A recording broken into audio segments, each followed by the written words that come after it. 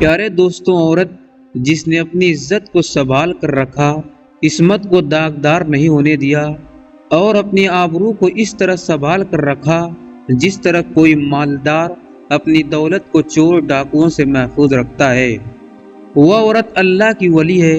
اللہ تعالیٰ کے ہاں اس عورت کا اعلیٰ مقام ہے۔ پیارے دوستوں، جس عورت کا ذکر ہم کرنے لگے ہیں، یہ عورت اس عظیم انسان کی بیوی ہے جسے اللہ نے اپنا خلیل کہا ہے۔ خلیل گہرے اور جگری دوست کو کہا جاتا ہے۔ اللہ کے اس دوست کا نام ابراہیم علیہ السلام ہے۔ جناب ابراہیم علیہ السلام جب عراق کی سرزمین سے نمرود کے ہاتھوں ستائے ہوئے نکلے اور دیس سے پردیس ہو کر فلسطین کی طرف چلے تو ان کے ساتھ ان کی بیوی بھی تھی۔ آپ کی بیوی کا نام سارہ تھا۔ دونوں میاں بیوی اپنا ایمان بچا کر مہاجر بنے سفر کرتے چلے جا رہے تھے۔ راستے میں مصر کا ملک تھا۔ جب مصر میں داخل ہوئے، وہاں کے بادشاہ کو خبر ہوئی کہ ایک شخص ہمارے ملک میں داخل ہوا ہے، اس کے ساتھ اس کی نوجوان بیوی ہے اور بے حد خوبصورت ہے۔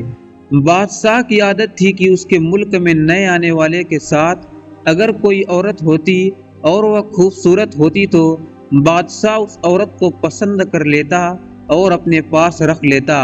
چنانچہ بادشاہ نے حضرت ابراہیم علیہ السلام کے ساتھ یہی سلوک کرنے کا ارادہ کیا۔ پیارے دوستو، حضرت ابو ہریرہ رضی اللہ عنہ سے مروی حدیث کے مطابق بادشاہ کے کارندے سیدنا ابراہیم علیہ السلام کے پاس آئے اور انہیں بادشاہ کا پیغام دیا کہ وہ سارہ کو بادشاہ کے پاس بھیج دیں۔ حضرت ابراہیم علیہ السلام پردیسی تھے، اجنبی تھے، غریب اور مسافر تھے۔ وہ کیا کر سکتے تھے؟ بے بس تھے، لیکن اللہ کے نیک بندے تھے۔ انہیں یہ یقین تھا کہ جس اللہ کی توحید کے لیے وہ آگ میں کود گئے اور اللہ نے انہیں محفوظ رکھا، وہ اللہ اپنے بندے کی عزت کا بھی ضرور پاس کرے گا۔ چنانچہ بے بس مسافر نے اپنی بیوی کو بادشاہ کی طرف روانہ کر دیا۔ حضرت سارہ کو محل میں پہنچا دیا گیا۔ بادشاہ ان کے حسن کے بارے میں اپنے کارندوں سے آگاہ ہو چکا تھا۔ اس کی نیت جو پہلے ہی خراب تھی، اب اس کا ارادہ اور زیادہ خراب ہو گیا۔ چنانچہ وہ حضرت سارہ کی طرف متوجہ ہونے لگا تو حضرت سارہ رضی اللہ تعالی عنہ اٹھ کر کھڑی ہوئی۔ محسوس ہوتا ہے کہ بادشاہ یہ منظر دیکھتا رہا اور یہ سوچ کر انتظار کرتا رہا کہ یہ خاتون اپنی عبادت سے فارغ ہوگی تو پھر اس کی طرف بڑھوں گا۔ ادھر حضرت سارہ اپنے رب کریم سے باتیں کر رہی تھی۔ جو کوئی بھی جب اللہ کے حضور نماز میں کھڑا ہوتا ہے تو وہ اپنے اللہ سے باتیں کرتا ہے۔ حضرت سارہ رضی اللہ عنہ اپنے رب سے اپنے مشکل کے بارے میں جو بات کی، اللہ کی قسم وہ باکمال تھی۔ انہوں نے کہا کہ اے اللہ، اگر میں تجھ پر ایمان لائی ہوں، تیرے رسول پر ایمان لائی ہوں، اپنے خاوند کو چھوڑ کر میں نے اپنی عزت و عصمت کو کبھی داغدار نہیں ہونے دیا، تو پھر میرے مولا اس کافر کو مجھ پر مسلط نہ ہونے دے۔ پیارے دوستو، سارہ رضی اللہ عنہ مشکل میں ہے، عزت کو بچانے کی مشکل، اللہ سے فریادیں کر رہی ہیں کہ اے اللہ، تیرے علاوہ کوئی پریشانی سے نکالنے والا نہیں، میری عزت کی حفاظت فرما۔ اللہ کیسے اپنے بندی کو ضائع کر سکتا ہے؟ ہم سب کی روحانی ماں اللہ کی ایسی ولیہ اور دوست تھی۔ اللہ نے ان کی فریاد کو فوراً سنا۔ حضرت سارہ نے نماز ختم کر لی، اپنے رب سے فریاد پوری کر لی تو بادشاہ اپنے تخت سے اٹھا اور حضرت سارہ کی طرف بڑھنے لگا، اور جب قدرے قریب آیا تو بے ہوش ہو کر گر پڑا، اور اس کی منہ سے اس طرح آوازیں آ رہی تھی جیسے جانور کو ذبح کیا جائے تو گھڑ گھڑ کی آوازیں نکلنا شروع ہو جاتی ہیں۔ بادشاہ کا بھی یہی حال تھا، منہ سے جھاگ بہنا شروع ہو گئی تھی۔ اب اس کے پاؤں بھی زمین پر رگڑے کھانے لگے تھے، ٹانگیں چل رہی تھی، وہ تڑپ رہا تھا۔ صاف نظر آ رہا تھا کہ یہ اللہ کی گرفت میں ہے۔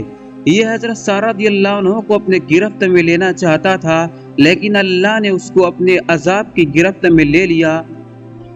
لوگوں، جب کوئی اللہ کا بن جاتا ہے، اللہ اس کا بن جاتا ہے۔ حضرت سارہ کے لیے مولا کریم ایسے بن گئے کہ سارہ جو کہتی جاتی، عرش والا رب اسی طرح کرتا جاتا تھا۔ حضرت سارہ رضی اللہ عنہ کو خیال آیا کہ اگر یہ بادشاہ اس طرح مر گیا تو پھر کیا ہوگا، کہیں اس کے قتل کا الزام مجھ پر نہ لگ جائے۔ چنانچہ یہ خیال آتے ہی حضرت سارہ رضی اللہ عنہ اپنے رب کے حضور فریاد کرتی رہیں، اللہ کریم اگر یہ مر گیا تو یہ کہا جائے گا کہ اس عورت نے بادشاہ کو مار دیا، اس کو ٹھیک کر دے۔ اللہ نے اپنی بندی کی خدشہ کے مطابق اس کی خواہش کو پورا کر دیا اور بادشاہ کو ٹھیک کر دیا۔ اللہ ہی بہتر جانتا ہے کہ درمیان میں کتنا وقفہ تھا، یہ معاملہ چند منٹ کا تھا یا چند گھنٹوں کا یا آدھا دن کا۔ بہرحال بادشاہ کے ساتھ جو ہوا وہ اسے بھلا کر دوبارہ پہلی والی حرکت کا سوچنے لگا۔ حضرت سارہ نے جب دوبارہ دیکھا کہ بادشاہ کو عقل نہیں آئی بلکہ اب پھر سرکشی پر آمادہ ہے، تو پھر دوبارہ پہلے والا عمل دہرایا، وضو کیا، نماز پڑھی اور اللہ کے یہاں پہلے والی دعا کی، نماز سے فارغ ہوئی۔ بادشاہ آگے بڑھا اور پھر نیچے گر گیا اور پہلی والی حرکت سے دو چار ہو گیا۔ حضرت سارہ نے دوبارہ اللہ کے حضور دعا کی، الہی اگر یہ مر گیا تو اس کا الزام میرے پر آ جانا ہے۔ اللہ تعالیٰ نے دوبارہ اسے ٹھیک کر دیا۔ اللہ کریم کہہ رہے تھے، میری بندی تو جس طرح کہتی جائے گی ہم اسی طرح کرتے جائیں گے۔ جو اپنے اللہ سے مدد مانگتا ہے آسمان کا رب ضرور مدد کرتا ہے۔ اللہ نے اپنی بندی کی عزت کی حفاظت کی اور حضرت سارہ کو ہر شر سے محفوظ رکھا۔ بادشاہ باہر نکل گیا، اب دربار لگایا اور اپنے کارندوں کو کہنے لگا، یہ عورت جو تم میرے پاس لائے ہو یہ جنات میں سے کوئی جن عورت تھی جسے تم میرے پاس لائے ہو، اسے واپس اس کے خاوند سیدنا ابراہیم علیہ السلام کے پاس چھوڑ آؤ۔ اور ساتھ بولا کہ جو ساتھ لڑکی ہے اس کا نام ہاجرہ ہے، اسے اس خاتون کے سپرد کر دو، وہ اسے ساتھ لے جائے۔ اللہ تعالیٰ نے کیسے اس بادشاہ کے دل میں رحم ڈالا۔ وہ بادشاہ جو حضرت سارہ کے حسن میں گرفت ہو کر انہیں اپنے پاس رکھنا چاہتا تھا، وہ اب اپنی لڑکی خادمہ بنا کر حضرت سارہ کے سپرد کر رہا تھا۔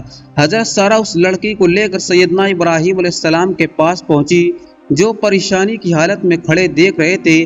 آپ نے ان دونوں کو آتے ہی دیکھا تو خوش ہو گئے اور حیرانگی سے پوچھا کہ یہ لڑکی کون ہے؟ حضرت سارہ نے مسکرا کر جواب دیا، جناب محسوس نہیں کیا کہ اللہ نے کافروں کو اودھے منہ پٹک کر رکھ دیا اور خدمت کے لیے لڑکی عطا کر دی۔ پیارے دوستوں، امید کرتا ہوں ویڈیو آپ کو پسند آئی ہوگی۔ اگر ویڈیو پسند آئی ہے تو ہمارے یوٹیوب چینل کو ضرور سبسکرائب کریں، کیونکہ ہم آپ کے لیے ایسی ہی ویڈیو لاتے رہتے ہیں۔